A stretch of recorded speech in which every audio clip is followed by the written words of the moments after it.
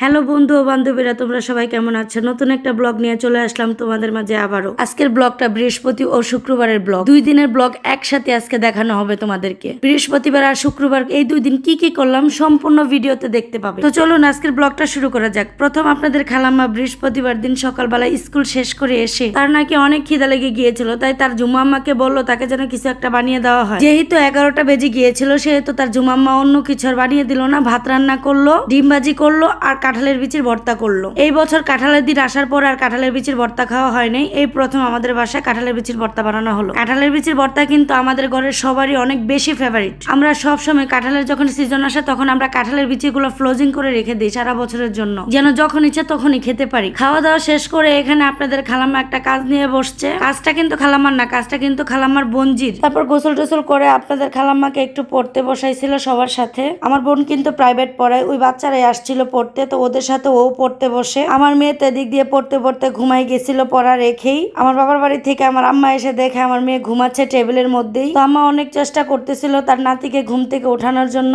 কিন্তু আমার মেয়ে তো কোনোভাবে ঘুম থেকে উঠতেছিল না। নানি তো নাতনিকে ঘুম থেকে ওঠানোর জন্য অনেক ট্রাই করতেছিল। আর এদিক দিয়ে আমি আমার আম্মা আসার কারণে আগের দিন যে গাজরের সেমাই রান্না করেছিলাম সেই সেমাই বের করে দিলাম, আর আমি নিজেও মুড়ি দিয়ে মাখিয়ে খেলাম। খাওয়া দাওয়ার পাট শেষ করে আপনাদের খালাম্মাকে অনেক কষ্টে ঘুম থেকে ওঠানো হলো। আর আমার আম্মাকে আসতে বলেছিলাম একটু দরকারে। আপনাদের খালাম্মার স্কুলের জুতাগুলো অনেক ছোট হয়ে গিয়েছে, গত বছর কিনেছিলাম। আপনাদের খালাম্মার গ্রোথ ভালো হওয়ার কারণে ওর পা গুলো একটু দ্রুতই লম্বা হয়ে যাচ্ছে। জুতাগুলো যেহেতু ছোট হয়ে গিয়েছে পড়তে পারতেছিল না, সেই জন্য যাবো জুতা কিনতে। সাথে আমার আম্মা যেন যায় এই জন্য ফোন দিয়েছিলাম আমার আম্মাকে আসার জন্য। তো এই তো আমরা মা মেয়ে রেডি হয়ে গেলাম মার্কেটে যাওয়ার জন্য। আপনাদের খালাম্মা বোরকা পরেছে, দেখেন তাকে যেন কেউ না চিনতে পারে, সেই জন্যই এই বোরকাটা বানানো হয়েছিল। আর আস্তে আস্তে মেয়েকেও পর্দার দিকে আনার জন্য ট্রাই করতেছি। সবাই দোয়া করবেন এই সোশ্যাল মিডিয়া থেকে যেন আমরা দ্রুত বের হয়ে যেতে পারি। আপনারা সবাই আমাদের জন্য দোয়া করবেন। আমরা যেহেতু মানুষ মাত্রই ভুল হয়, শয়তানের দুকায় পড়ে আমরা অনেক সময় অনেক ভুল করে থাকি। তো আপনাদের খালাম্মাকে এই বোরকাটা পরে কেমন লাগছে অবশ্যই কমেন্টের মাধ্যমে জানাতে কিন্তু ভুলবেন না।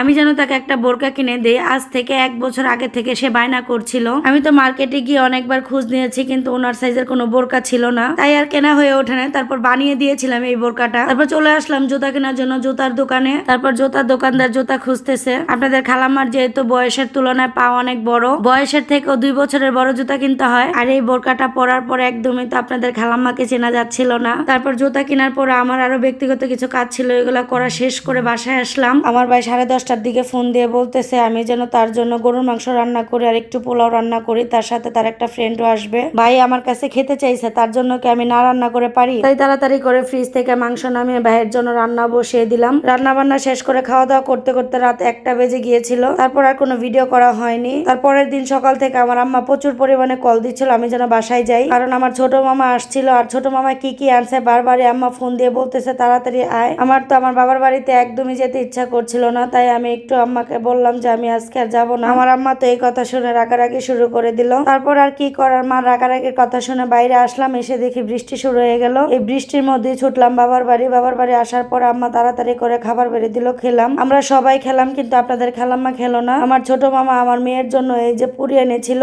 পুরি আর চিপসই খেলো, আর কিছু খেলো না আমার মেয়ে। আমার মামার আনা পুরিগুলা খুব মজা করে খাচ্ছিল আর বসে বসে টিভি দেখছিল। আমাকে আমার মেয়ে অনেকবার বলেছে আমার বাসায় যেন টিভি আনি, কিন্তু আমি আমার বাসায় টিভি আর আনবো না। আমার বাসায় যদি টিভি আনি টিভি থেকে সারাদিন আর উঠতেই চাইবে না, আর পড়াশোনার 12টা বেজে যাবে। ছোট মামা যেহেতু গ্রাম থেকে আসছে তাই তার কাছে নারকেল নিয়ে আসছে আমাদের জন্য। 4টা নারকেল এনেছিল, 4টা নারকেল আমা ফাটিয়ে আমাদেরকে পানি দিয়েছিল খেতে। যেই গাছ থেকে এই নারকেল গুলা পেরে এনেছিল এই গাছের নারকেল কিন্তু আমরা ছোটবেলায় অনেক খেয়েছি। যতদিন পর্যন্ত নানা বেঁচে ছিল ততদিন পর্যন্ত। নানা এই দুনিয়া থেকে চলে যাওয়ার পরে এই গাছের নারকেল আর আমাদের ভাগ্যে আর রাখে নাই। আমার নানা এই দুনিয়া থেকে চলে গেছে আজ থেকে 9-10 বছর হয়ে গেল। এই 9-10 বছর পর আজকে আমাদের ভাগ্যে এই নারকেল গুলো আবার আসলো। কিছুদিন আগে বাড়ি ভাগ হয়েছিল, ভারী ভাগ করার কারণে ছোট মামার ভাগে এই নারকেল গাছটা পড়ে ছোট মামা বেড়াতে আসছে আমাদের বাসায়। আর নানু তো অনেকদিন হলো আমাদের বাসায় আছে। আমরা যখন গ্রামের বাড়িতে গিয়েছিলাম তখন নানুকে নিয়ে আসছিলাম। আমাদের গ্রামের বাড়ি যেহেতু নেত্রকোনায়, আর নানুরও অনেক বয়স হয়ে গিয়েছে, আগের মতো এখন আর আসতে পারে না। এই জন্য নানুকে অনেকদিন আমাদের সাথে রেখে দিয়েছিলাম।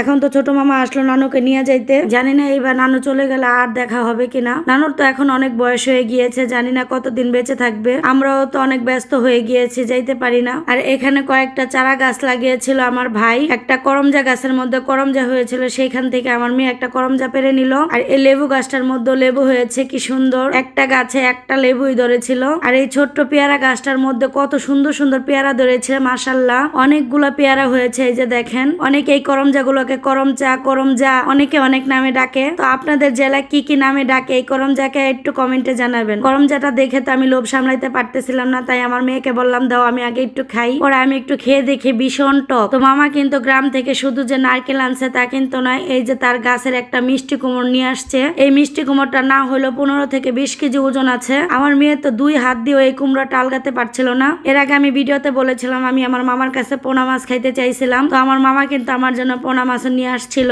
আমার আম্মার জন্য পাবদা মাছের শুটকি নিয়ে আসছিল, মরিচ নিয়ে আসছিল, আর এই যে আতপ চালও নিয়ে আসছিল যেন আমরা পিঠা খেতে পারি। বড় বড় মোটা মোটা যে ডাটাগুলা হয় এই ডাটাগুলা দিয়ে আমি গরুর মাংস খেতে চেয়েছিলাম, এই ডাটাও নিয়ে আসছিল। মোট কথা 2 হাতে যা যা ধরেছে সবকিছু নিয়ে আসছিল। যা যা এনেছিল সবকিছু আর ভিডিও করা হয়ে ওঠে নাই। যতটুকু ভিডিও করেছি ততটুকু আপনাদেরকে দেখালাম। তো আমার আজকের ব্লগ ভিডিওটা আপনাদের কাছে কেমন লাগলো অবশ্যই কমেন্টের মাধ্যমে জানাবেন। সবাই ভালো থাকবেন, সুস্থ থাকবেন। আজকের মতো আল্লাহ হাফেজ।